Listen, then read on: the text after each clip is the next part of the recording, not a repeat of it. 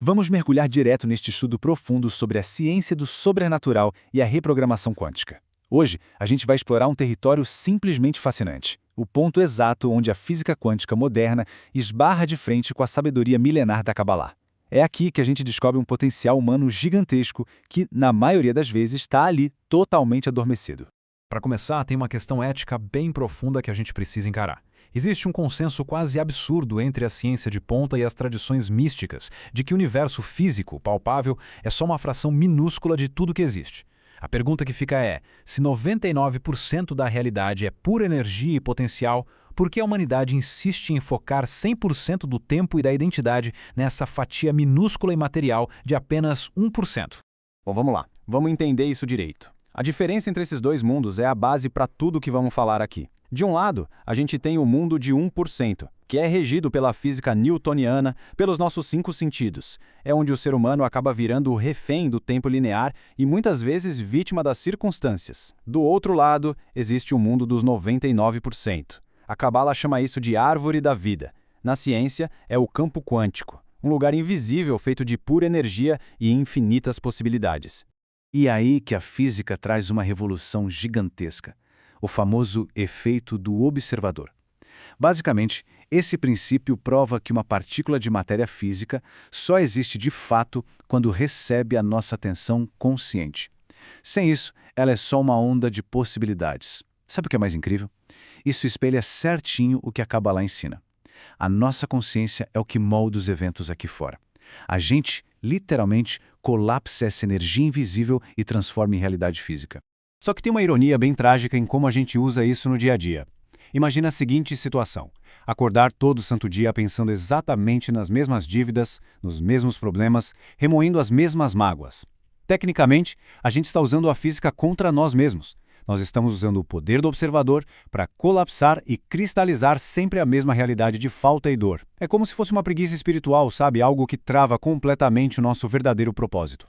Para quebrar esse ciclo vicioso, a gente precisa de uma mudança radical de foco. Reprogramar a realidade exige que a gente tire a atenção desse mundo tridimensional. A ideia é parar de focar no corpo, no relógio, nos problemas ambientais, é chegar num estado de ser corpo nenhum, ninguém, em lugar nenhum e em tempo nenhum. Quando a gente consegue isso, é como se atravessássemos a porta da matéria direto para o campo unificado, onde tudo é possível.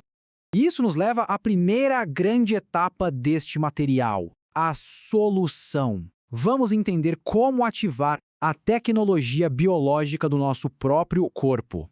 Tá, mas como a gente acessa esse campo na prática? A grande sacada é que a gente não precisa buscar nada lá fora. Nós já viemos de fábrica com uma tecnologia biológica absurdamente avançada, a glândula pineal.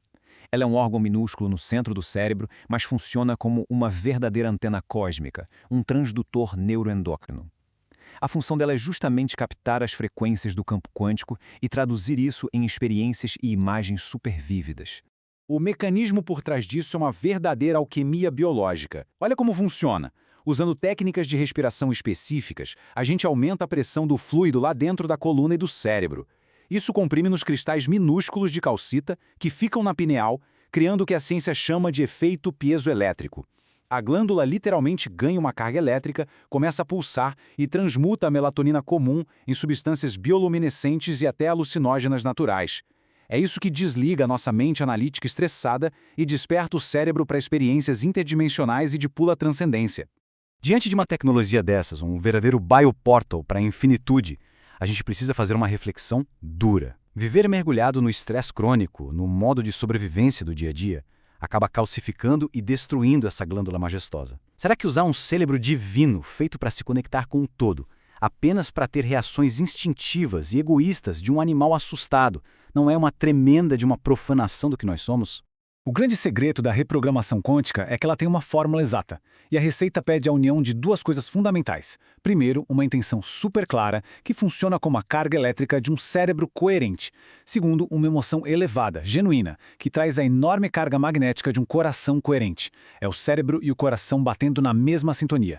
Juntando os dois, a gente cria uma assinatura eletromagnética totalmente nova, forte o suficiente para interagir direto com o campo quântico.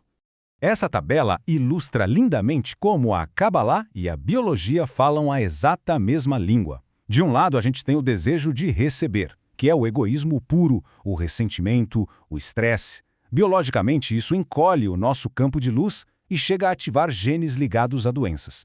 Do outro lado, quando a gente muda para o desejo de compartilhar, o altruísmo, a compaixão, o nosso campo magnético expande na mesma hora, sinalizando para os nossos genes fabricarem estruturas de pura saúde. Isso nos traz a segunda parte do nosso estudo, a prova, analisando os dados científicos da transformação. Porque no fim das contas é incrível ver a ciência provando tudo isso na prática, não é? Esses gráficos de variabilidade da frequência cardíaca do HeartMath Institute mostram exatamente isso. O gráfico de cima é o puro caos. É o padrão destrutivo que a frustração e a raiva impõem ao sistema nervoso. Mas olha o gráfico de baixo. A mudança é imediata. Basta introduzir um sentimento real de gratidão e as ondas passam a ser fluidas, rítmicas e perfeitamente equilibradas. E aqui entra um detalhe absolutamente crucial para quem quer colocar a mão na massa. Usar o feedback de dados científicos, como monitores de coerência cardíaca, é um divisor de águas na prática diária.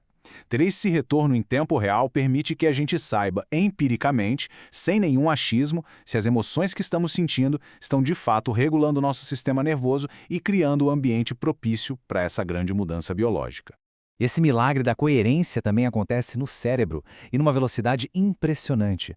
Os dados documentam a mente saindo rapidinho daquelas ondas beta altas e caóticas, típicas de quem está focado no estresse e analisando o problema sem parar, e despencando para reinos super restauradores de ondas delta. É nesse estado profundo de tranquilidade que a gente ganha passe livre para o subconsciente, pronto para reescrever antigos padrões. É fascinante entender como a aplicação dessas ferramentas gera resultados tão rápidos. O processo todo passa pela combinação da meditação sentada com a meditação caminhando. Na prática sentada, a gente cultiva aquela emoção elevada de olhos fechados, literalmente mandando novos sinais para os genes. Depois, com a meditação caminhando, a gente incorpora esse novo estado no mundo real de olhos abertos. Ao sustentar essas emoções de gratidão repetidamente ao longo dos dias, a gente força o nosso corpo físico a se reestruturar e se reprogramar biologicamente em questão de poucos dias. A nova energia vira simplesmente uma personalidade automática. Chegamos então ao nosso segmento final, o chamado à ação, despertando o verdadeiro potencial. A verdade é que assumir a responsabilidade por toda essa biologia espetacular vai muito além do nosso bem-estar individual. A própria ciência aponta que corações em coerência interferem e ajudam a elevar a energia das pessoas ao redor.